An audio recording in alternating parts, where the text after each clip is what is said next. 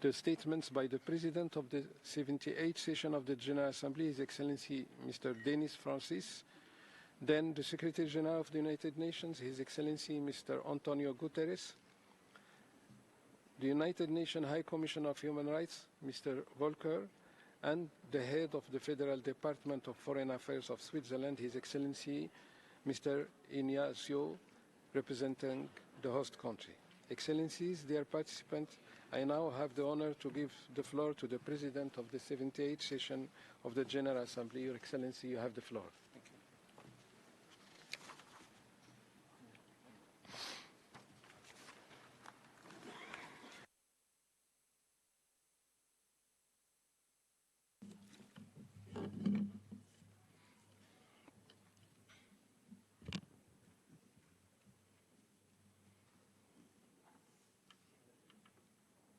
Your Excellency Omar Znaiba, President of the Human Rights Council, Mr. Antonio Guterres, Secretary General of the United Nations, Mr. Volker Turk, United Nations High Commissioner for Human Rights, Excellencies, distinguished participants. It is truly a personal delight for me to be back in Geneva and here at the historic Palais des Nations to participate in this 55th session of the Human Rights Council. At the outset, I should like to extend my warm congratulations to you, Mr. President, and to the other Bureau members for their deserved election, and I wish you every success for the sessions ahead. Succeed we must under your able leadership. 75 years after the adoption of the Universal Declaration of Human Rights, humanity's cherished Magna Carta, it is deeply concerning that human rights are under grave and increasing threat around the world. Conflicts, climate impacts, including the existential threat of sea level rise and other drivers, have left a staggering 300 million people in dire need of humanitarian assistance, some 114 million of them being refugees and other displaced peoples. In the Gaza Strip, the suffering of innocent civilians has reached an unbearable tipping point, with over 90% of the population displaced, teetering on the brink of starvation, and trapped in the depths of an impending, though avoidable, public health catastrophe. As the all-too-familiar cycle of war persists, the most vulnerable suffer the most. Hostages and their families are living in anguish. Women and children are facing desperate and uncertain futures, and innocent civilians are unjustly caught in life-threatening crossfire. The war in Ukraine, now in its third year, has only grown more entrenched, with no foreseeable sign of cessation in the short term. Haiti has descended into lawlessness, while persistent violence across Yemen, Sudan, Myanmar, and elsewhere has exacerbated the human rights situation with deepening concern. In the Sahel, the impact of strife and environmental stressors has led to a resurgence of famine, jeopardizing the right to food and proper nutrition for millions. And across the globe, threats to democracy and the rise of authoritarianism have impacted everything, from freedom of speech and movement to denial of education for girls and access to due process by many others.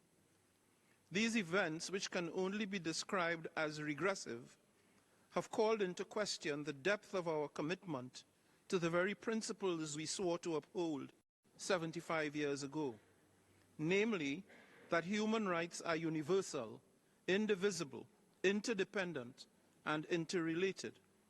And above all else, being universal, they are applicable to and must be enjoyed by all in equal measure without exception. As President of the General Assembly, my message to you today is simple and unequivocal. We must not fail the victims of human rights violations. We must never tolerate or ignore the flagrant disregard for the rights and freedoms our forebearers worked so arduously to define and to codify. Nor should we ignore the systemic impunity with which it is perpetrated.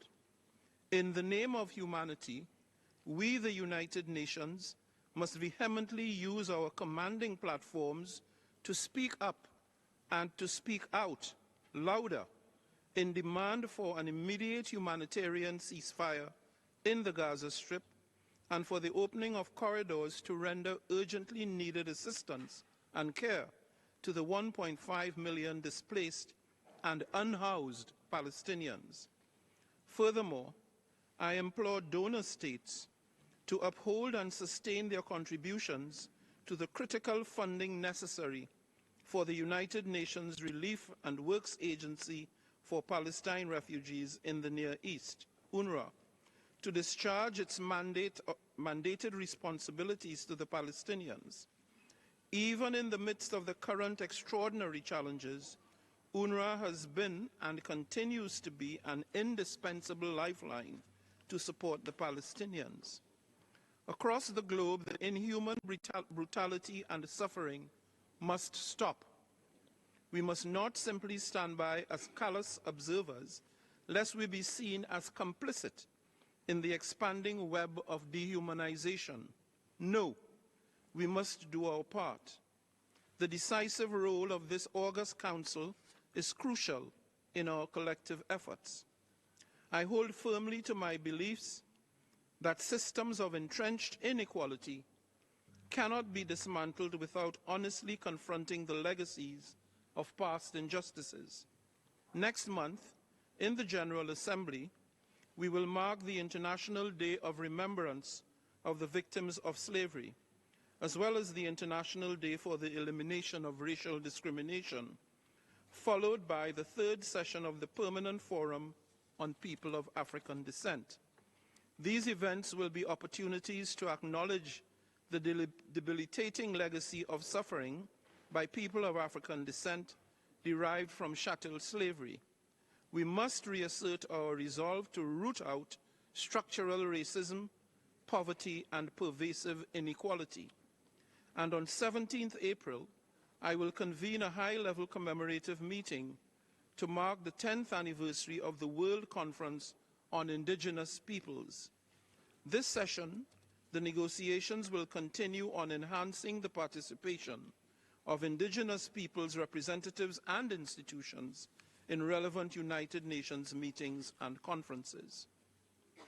The upcoming 4th International Conference on Small Island Developing States and the General Assembly's high-level meeting on addressing the existential threats posed by sea level rise will provide much-needed platforms to raise awareness about the interlinkages between climate crisis and human rights.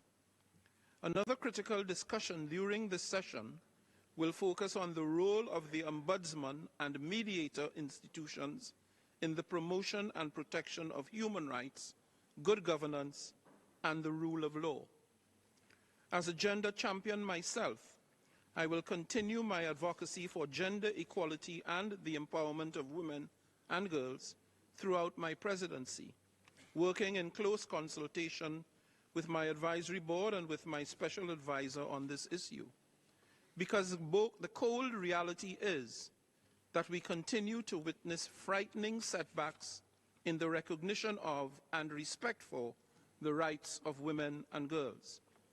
Harmful practices visited upon the female of the species and often rationalized in cultural terms, including child marriage and female genital mutilation, remain prevalent. Meanwhile, women remain significantly underrepresented in positions of power and influence. Around the world, we see them deprived of even the most basic rights, including the right to an education, with decisive consequences for themselves and for the society as a whole. While I welcome recent news that a cohort of female secondary school graduates in Afghanistan will be, quote-unquote, permitted to attend medical school, such piecemeal steps fall far short of the progress that all Afghan women deserve. That is, their right to full and equal access to education and the full and equal participation in all spheres of community life. Gender equality must therefore be dealt with as a matter of moral urgency in Afghanistan and elsewhere. We cannot meaningfully achieve the Sustainable Development Goals and close the inequality gap between North and South while effectively marginalizing half of humanity from actively participating in all spheres of economic, political, and social activity. In order to promote a more equal, inclusive, and respectful workplace at the UN and beyond, it pleases me to advise that in conjunction with UN Women and your good self, Mr. President of the Human Rights Council, I am launching a training program here in Geneva to help prevent sexual harassment and to promote gender equality in the workplace. I note with pleasure that this year's high-level panel discussion on human rights mainstreaming in the Council focuses on the rights of persons with disabilities and their effective participation and inclusion in society. We need to make better progress in promoting the rights of persons with disabilities and in strengthening mechanisms for a more inclusive United Nations, respecting our own edict of leaving no one behind. In that regard, I am committed to intensifying the effort to promote and to achieve the full participation of persons with disabilities in the work of the UN. The onus is upon us to work across sectors and borders with all stakeholders to collectively deliver the desired outcomes. For my part, I continue to work to strengthen the engagement of civil society in the UN's work. And to that end, I'm looking forward to meeting with Geneva-based civil society representatives tomorrow.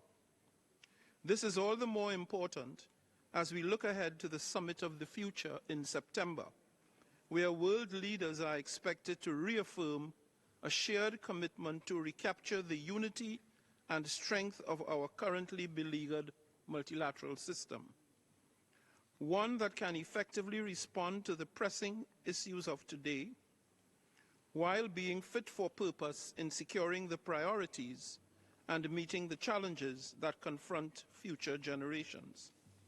Excellencies, distinguished delegates, Eleanor Roosevelt once famously advised that human rights begin in small places. Years later, we must keep the spotlight on the small places, on the schools, hospitals, prisons, and other settings where rights are denied, where global attention has waned, and where solidarity has the transformative power of a lifetime. As I close, I urge you all to harness the enormous strength and credibility of this Council as a platform for focused dialogue and the joint search for solutions. Our undiminished faith in the Universal Declaration on Human Rights and renewed commitment to the promotion and protection of all human rights must remain the eternal guidelight to achieving a brighter, rights-based future for all, everywhere. I thank you. Well, thank you, Mr. President of the 78th General Assembly, for your declaration.